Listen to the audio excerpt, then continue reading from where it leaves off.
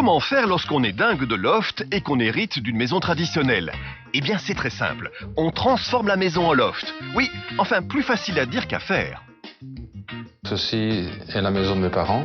Ils ont habité une quarantaine d'années ici. Moi, j'étais parti après vivre à Bruxelles. Nous habitions dans un loft. Et on a voulu, lorsque l'occasion s'est présentée ici de, entre guillemets, récupérer la maison, de l'aménager avec vraiment cet esprit loft dans tout ce que ça comprend. Et là, forcément, il a donc fallu faire quelques transformations.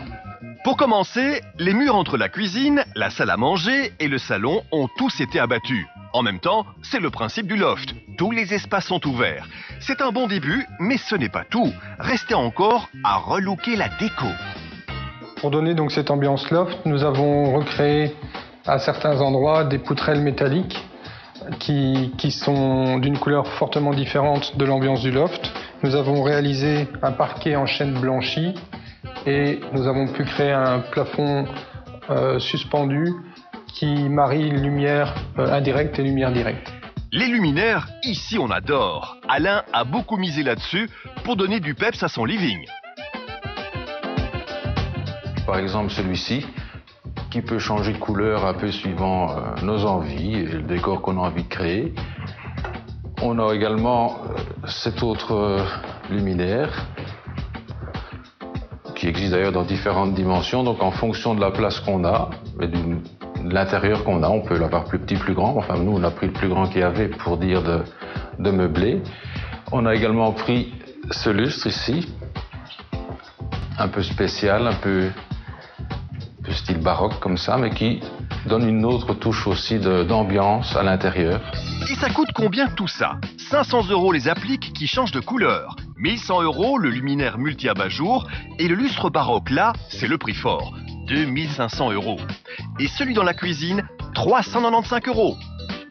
Dans le salon et la salle à manger, c'est du design italien spécial pour loft, mais disponible uniquement sur le marché américain. Un must en somme. La cuisine a aussi eu son lot de transformations. Maintenant, c'est quand même plus convivial.